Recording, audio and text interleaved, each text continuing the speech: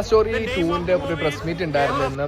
അതിൽ മാധ്യമങ്ങൾ correct counting ആയിട്ട് കുറേ ചോദ്യങ്ങൾ അങ്ങോട്ട് ചോദിക്കും. ആളിയന്മാർ 5 മിനിറ്റ് കൊണ്ട് പരിപാടിയെല്ലാം ഒഴിവാക്കി പോയൊരു കാഴ്ചയാണ് ഇപ്പോൾ നമ്മൾ കണ്ടുകൊണ്ടിരിക്കുന്നത്. അതിൽ മാധ്യമങ്ങൾ കറക്റ്റ് ചോദിക്കുന്നുണ്ട് കേരള സ്റ്റോറി എന്ന് പറഞ്ഞിട്ട് കേരള സ്റ്റോറിയിലെ ഒരു വിക്ടിം അല്ലെങ്കിൽ കേരളത്തിൻ്റെ പേരും പറഞ്ഞിട്ട് ഒരു വിക്ടിമിനെ ഒന്ന് കാണിച്ചു തരാൻ പറ്റുമോ എന്ന് ചോദിച്ചു. അപ്പോൾ അവന്മാർ പറയുന്നത് നിങ്ങൾ കേരള സ്റ്റോറി 1 നോക്കുക, അല്ലെങ്കിൽ നിങ്ങൾ യൂട്യൂബിൽ സെർച്ച് ചെയ്ത് നോക്കി കഴിഞ്ഞാൽ അറിയാൻ പറ്റുമോ. എവിടുന്നോ ഒരു 10-30 ഉത്തരേന്ത്യയിലുള്ള സ്ത്രീകളെയൊക്കെ വിളിച്ചുകൊണ്ട് വന്നിട്ട് ഇതാണ് കേരള സ്റ്റോറി, ഇതാണ് കേരളത്തിന്റെ വിക്ടിം എന്നൊക്കെ പറഞ്ഞ് അടിച്ചണ്ണാക്കി തരാൻ നോക്കിയതാണ്. പക്ഷേ മാധ്യമങ്ങൾ തിരിച്ച് അവന്മാരെ അടിച്ചണ്ണാക്കി തന്നെ വെച്ച് കൊടുത്തിട്ടുണ്ട്. അതുപോലെ അവന്മാർ 5 മിനിറ്റ് കൊണ്ട് പരിപാടി ചേർത്ത് പോയിട്ടുണ്ട്.